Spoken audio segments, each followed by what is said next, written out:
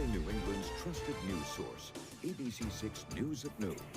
Good afternoon, everyone. Thank you so much for joining us. I'm Doreen Scanlon. We start with the weather today as we take a live look outside right now with our sky cam. Lots of clouds in the sky and it's damp out there too. Chelsea's standing by with your first forecast. Hi, Chelsea. Hey, Doreen. Good afternoon to you. Hi, everyone. We talked about it this morning. The rain from yesterday held off for the trick-or-treaters, and then it was overnight, late last night, that some rain started to move in. And what we're seeing out there right now is a lot of clouds and some scattered showers. Temperatures are in the low 60s range, which is above average for this time of year. We started the day in the upper 50s, and now we're in the low 60s across most of Rhode Island. Some spots still hovering in the upper 50s farthest inland, some spots into the mid 60s, but overall, all of us running above average outside this afternoon. We are looking at a lot of clouds and some showers, some steady showers out towards the Cape, out over the islands. The rest of us dealing with the clouds and more so some mist and some drizzle and some light sprinkles, and that will continue outside through the remainder of the afternoon and into the early evening hours. But eventually we start to dry out and we'll slowly start to clear out. And by tomorrow, we'll be back to sunshine with warmer than average temperatures sticking around for quite some time. I'll have a look at that nice and bright 7-day forecast in just a few minutes. Doreen? Chelsea, thank you. New at noon today. We take a live look right now at Thurbers Avenue in Providence. There is a significant police and fire presence there. This is in the 200s block. We have reached out to police for more information. We'll bring that to you just as soon as we get it on ABC6.com. And no school today for kids at North Attleboro Middle School after police say a threat was made there. These pictures show the police presence coming up here outside the school this morning. That included a canine unit from the Bristol County Sheriff's Office as well as the Mass State Police. School and police officials say a staff member found threatening language written on a wall in one of the school's bathrooms this morning. The buses were rerouted so kids didn't ever come to school today. All after-school activities are also off today. Rentham police responded to a tractor-trailer crash, causing a truck to roll on its side here. Police Chief Bill McGrath says this happened at South Street in the 495 overpass. Police say the driver of the truck was taken to the hospital with injuries, but they are not considered life-threatening. The crash caused significant traffic delays in the 6 o'clock hour this morning. And a former Johnson & Wales student accused of attacking a Providence police officer at a Halloween party over the weekend appeared before a judge this morning. ABC6 News reporter Natalie Norrie was in court and shares the new details at noon. The man accused of tackling and choking a Providence police officer over the weekend pled not guilty to all charges here in court this morning. That man is identified as 21-year-old Cole DeRico, a former student at Johnson & Wales. The school says he graduated in May. Providence police responded to Pembroke Avenue, where witnesses told police DeRico wasn't let into a party and started assaulting students. When police arrived, they say DeRico, who was dressed in a SWAT Halloween costume, attacked the officer and choked him, with both ending up on the ground. This defendant did resist arrest, did assault the officer, and did act in a like disorderly manner. Along with DeRico, two other men, 21-year-old Gene Morey and 22-year-old Jonathan Hernandez, were also arrested and charged with disorderly conduct and obstruction of justice. DeRico is due back in court on November 15th, but he'll have to complete substance abuse as well as mental health assessments before that time. For now, reporting in Providence, Natalie Norrie, ABC6 News. And happening now, Fall River has called on its residents to vote for a new city logo with a slate of 6 options now on the ballot. ABC6 News reporter Yanni Tregellis is live in Fall River to give us a first look at these designs. Yanni. Good afternoon, Doreen. Well, the city received more than 200 entries in total back in September when they first opened to the public to submit these logo designs, now narrowing it down to just 6. So here, take a look at these final 6 designs, all of them quite impressive. Mayor Paul Coogan saying that they received these entries from across the country and even internationally, receiving one from Indonesia. The 6 finalists, all chosen, though, do have ties here to Fall River. 6 finalists chosen by a panel of artists, city leaders, business owners, and residents, then invited to work with a graphic designer to nail down the current designs shown to you here, which meet all the specific needs of the city. But although Fall River will soon have a new logo to represent its city, Mayor Paul Coogan would not go as far enough to say that they'll also change their long-standing slogan of "We'll try." We'll try to finish this contest. And we are going to do that, but I'm not going to be going, we're not going to go to we'll try. We're going to try to make this something that we can see on envelopes and on a billboard and promote the city. We're pretty much done trying. Now it's going to be we'll do. we will get things done. And all residents can vote until November 21st. They can head to fallriverma.org/contest. We'll have that link available for you on our website. They can also come here to Fall River Government Center, to the public library, or also to the Fall River pop-up shop. All of those areas, places that you can submit your votes for what you want the next logo for the city of Fall River to be. And as for the lucky finalists that will be chosen as the next logo, they will get a $500 prize for being chosen. We're live in Fall River. Yanni Trigelis, ABC6 News. All right, Yanni, thank you. And checking in on our schools now. State leaders gathered at Hope High School this morning to encourage voters to support a school construction bond on the ballot this year. That's question 2 on the statewide ballot. It would give the state $250 million to put towards school funding. Governor Dan McKee highlighted improvements to the auditorium at Hope High, the new Winters Elementary School in Pawtucket, and new schools under construction in Cranston, Pawtucket, Newport, and Johnston, as recent improvements helped by state funding. And we also got an update from the governor today on the release of the RICAS scores. That release has been subject to controversy, with McKee's opponent, Ashley Kalis, accusing the governor's administration of slow-walking their release to avoid potentially damaging headlines. The scores are expected to show students declined across the board, in line with nationwide learning losses because of the pandemic. It's when they're ready. The commissioner will make them available when they're ready. But as you can see, we're not waiting on that results when we already know what's going to happen throughout the country, including Massachusetts, by the way. The recovery is going to be a multi-year recovery, and that's why we're doing the work we're doing right now. So we're not waiting on, those scores to be rolled out to do the work that we announced here today, or the bonds that we got in place. The state has the scores from its vendor, but RIDE is still processing them. We also had a chance to ask Governor McKee whether he's considering mandating the COVID-19 vaccine to attend public school in Rhode Island. That's a question being asked of governors across the country after a CDC advisory panel voted to add the vaccine to its routine childhood immunization schedule. There was some confusion over that. It does not mean there's a mandate from the agency, but instead leaves it to states to decide. With the kids, we'll leave it up to the parents.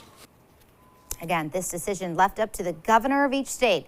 There is no mandate from the CDC that kids now have to get a COVID shot to attend school. Clearly, Governor McKee saying Rhode Island will not implement that requirement.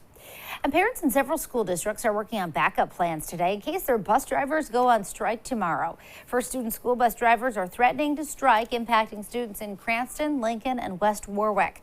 Both the union and First Student said they will continue negotiations throughout today, but the drivers are hoping a deal can be reached, giving them 30 hours of work guaranteed. Deal or no deal, stay with ABC6 both on air and online for continuing coverage of this looming strike. We'll update the story just as soon as news breaks.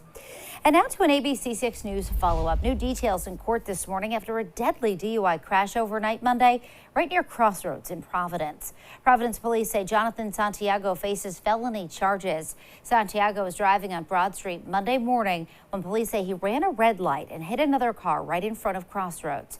His passenger died, and Santiago is now charged with DUI, death resulting. Police also say Santiago stole a gold chain, a Rolex watch, and thousands of dollars before that crash. The state requested he be held without bail because of the robbery.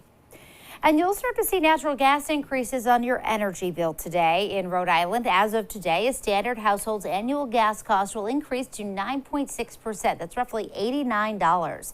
The annual increase for low-income heating customers will be about $58. National Grid also implemented its winter rates in Massachusetts today, which will cause bills to rise in the Bay State as well. Still to come here on ABC6 News at noon, more details today on an RSV vaccine and the potential game changer to help prevent future spikes of cases. And later, what you need to know about Taylor Swift's new tour, the when and the where, coming up.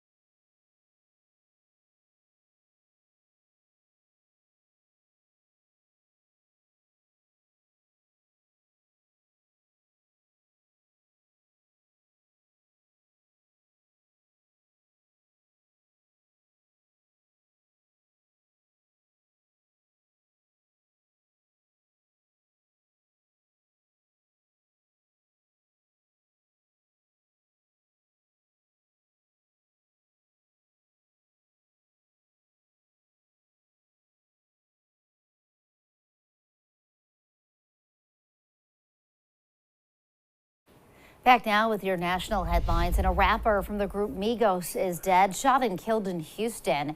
Police say Takeoff was shot in the head or neck and pronounced dead at the scene. He was at a private party at a bowling alley downtown with about 40 or 50 people. 2 others were injured and rushed to the hospital in private vehicles. No word yet on what led up to that shooting. And a possible vaccine for RSV. Pfizer just releasing data on trials for a shot for pregnant women to combat the respiratory illness that is hitting children so hard nationwide. ABC's Rena Roy has the latest. A potential new weapon in the fight against RSV.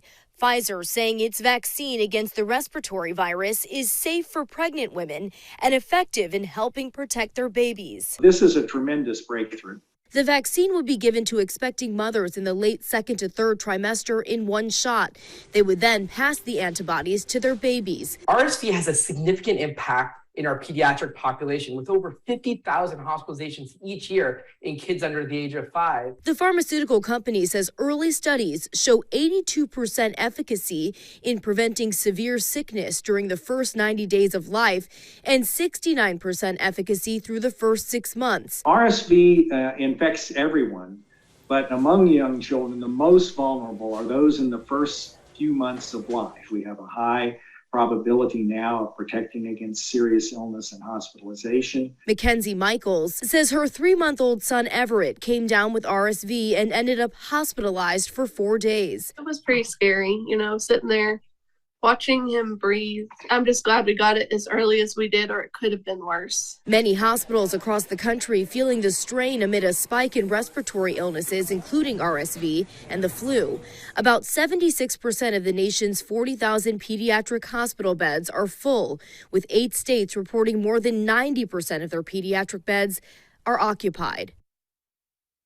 Though the new vaccine won't be available in time to help this current spike, the FDA and CDC could give the green light for next year. Pfizer says the data is promising for the same vaccine for people 65 and older. Rena Roy, ABC News, New York. And still to come on ABC6 News at noon, we'll check in with Chelsea for more on the warm days ahead and her full 7-day forecast right after this.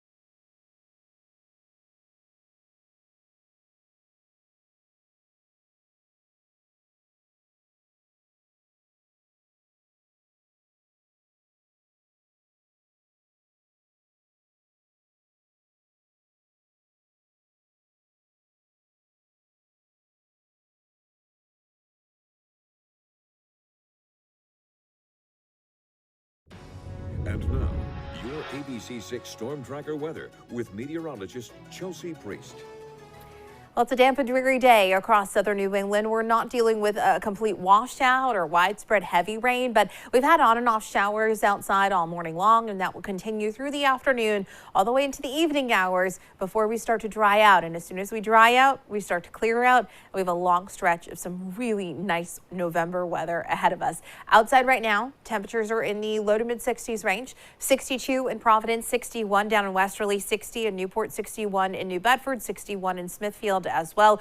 Fairly uniform temperatures across the area right now, and that average high is 58 degrees. So we are sitting just above that as we head through the afternoon hours. The average low is 40. We were nowhere near that this morning. In fact, we barely have much in the range of temperatures that are staying seasonable in much of that 7-day forecast. Our sunrise was this morning at 7:18, sunset at 5:40. We are falling back this weekend. It's not going to feel like November this weekend, but the clocks are falling back on Sunday at 2 a.m. as daylight saving time begins, and our sunset on Sunday will be around 4:30. Breeze today is coming in out of the southwest, 5 to 10 miles per hour. That is going to continue to keep us mild, even with all of the clouds and the showers outside this noontime. You're looking at mid 60s today. We break into sunshine tomorrow and you get into the upper 60s, and we'll stay above average with sunshine through Thursday and Friday. Heading into our first weekend in November, when we should be seeing temperatures in the mid to upper 50s range. Instead, we're going to be in the low 70s range, and that continues into the early part of next week with sunshine continuing. Again, a really nice stretch of weather after today expected. Some steady showers out over the Cape, out over the islands right now. Most of us seeing clouds with mist and drizzle. At times you'll get some isolated showers. At times you get some breaks from any steady rain. And again, this is continuing as the slow moving system does inch its way through southern New England. But as soon as we do start to clear out, big high pressure system moves into control and we have sunshine taking over. 7 o'clock, still a few lingering showers out there. And then overnight we dry out, we clear out. You'll see sunshine all day long tomorrow with temperatures in the mid to upper 60s and sunshine continuing through Thursday. Big high pressure in control. That continues for Friday, for Saturday, for Sunday with mild temperatures in place. I do want to update you quickly on the tropics because we have 2 tropical storms out there right now. Lisa inching closer to the Yucatan Peninsula. We have Tropical Storm Martin that was just named in the last hour or so off to the northeast of Bermuda. Both of these right now expected to become Category 1 hurricanes. Lisa making landfall somewhere along the Yucatan Peninsula. Martin staying way out in the ocean, not really impacting anyone but some fish. So there is some activity going on in the tropics. Hurricane season does continue through the end of November, and there is some activity going on right now. Mid 60s today, scattered morning showers continuing at times into the afternoon. Some evening showers still possible, and then we gradually start to dry out and clear out with temperatures staying in the 50s overnight. Tomorrow looks great. You'll see sunshine. Temperatures will be in the upper 60s range. That's even with the breeze coming in from the north. And then Thursday morning will be cool and seasonable. Remember, the average low is around 40 degrees for this time of year, but from there we warm up with that sun, and you'll continue to see sun through Friday, Saturday, Sunday with really warm temperatures moving, and I'm going to sound like a broken record as the week goes on. Just say it over and over again. 70s with sunshine for our first weekend of November. Can't beat it. Yeah, it's crazy. It's going to be nice. All right, we'll take it. Yeah. Thanks, Chelsea. Well, Pick of the Litter is coming up next. Today, we're going to meet this pup named Cece, just 6 months old and ready for a home.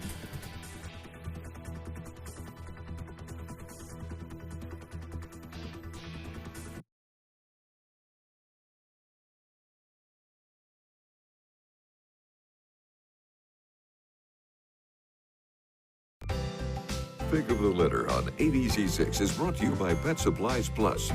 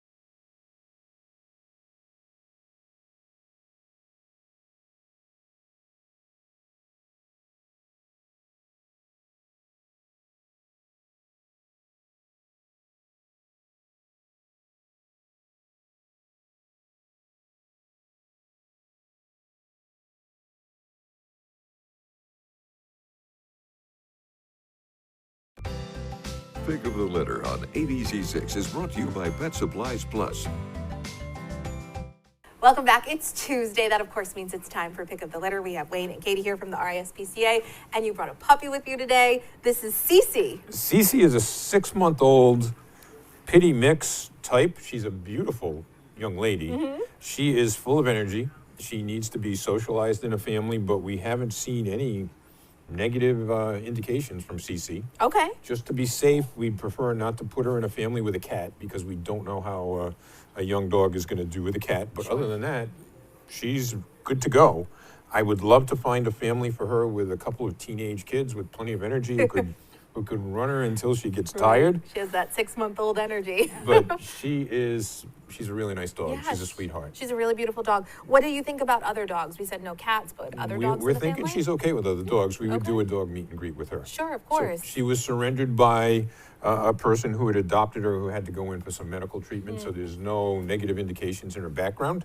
She's just a nice girl. Yeah, that's a reasonable reason. If you have a puppy with a lot of energy, you need to be in pretty not dealing with medical issues at the moment. So while I'm here, I understand that you're moving to bigger and better things, and this is going to be my last opportunity to share a pick of the litter with you. I know, this is my final pick of the litter after so many years. So over the years, you have you've appeared with several people from the RSPCA. You've adopted out for us hundreds and hundreds of dogs, and you're just a superstar. Thank you so much, and Wayne. we think you're going to be a superstar wherever you go. Thank you and so much. we would love you to stay in touch. Absolutely, you And, know I will. You know I will. I love all of these animals and the work that we do and you guys do, and I'm just proud that I've been able to be part of it for a little while here. So thank you. Thank you. All right, so hopefully we can get Cece adopted.